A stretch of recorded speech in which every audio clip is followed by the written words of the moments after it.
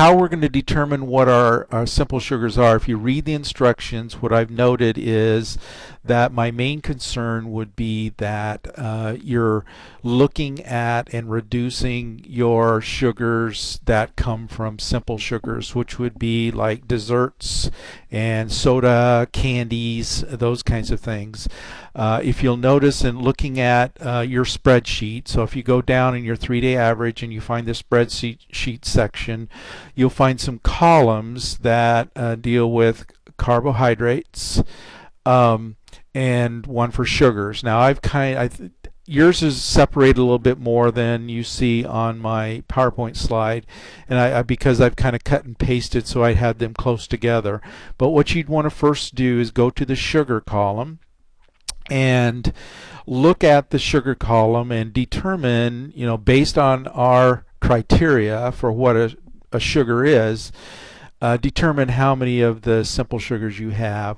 So if you notice on our list, what I'm kind of indicating is that if you looked at the apple with the skin, which is right above the whole wheat bread, you'll notice that it says it has about 14 grams of sugar. Well, I wouldn't want you to reduce your apple intake because apples are good food.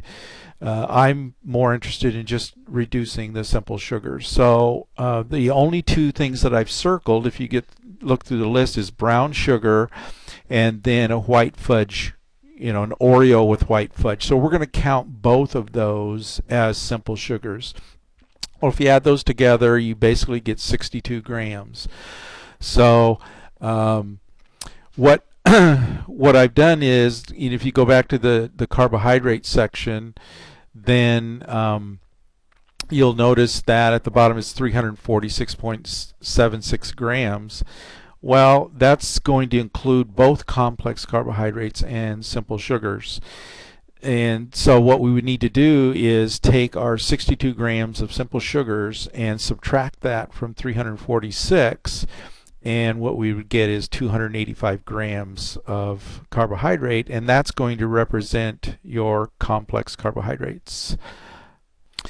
So what you're going to need to do is go through basically each day, day 1, day 2, day 3, on your spreadsheets, find the sugar column, and then determine, based on our criteria, how many simple sugars you have.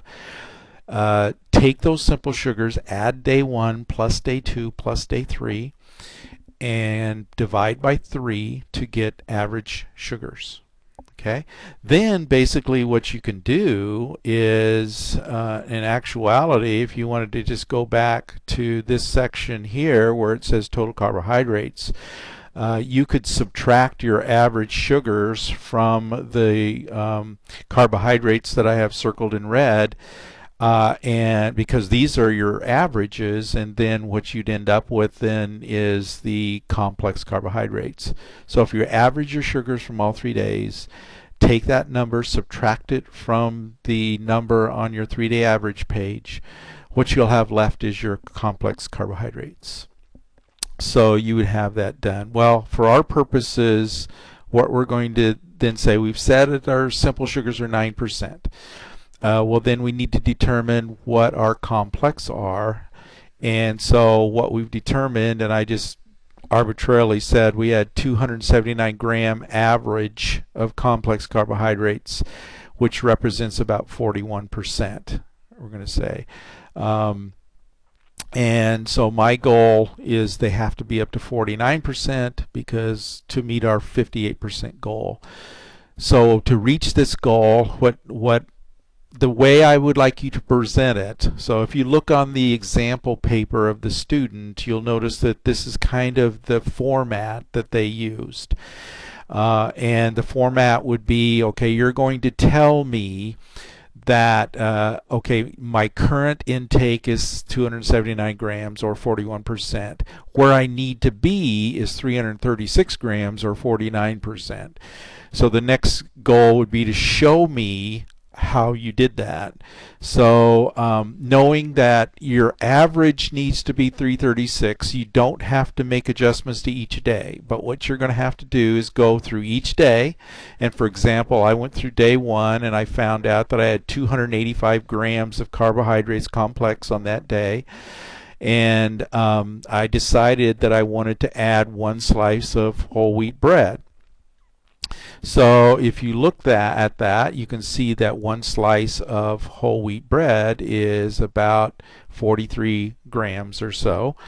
So what I did was I said, okay, I'm going to add 1 slice, which is 44 grams, and that'll give my new intake being 329.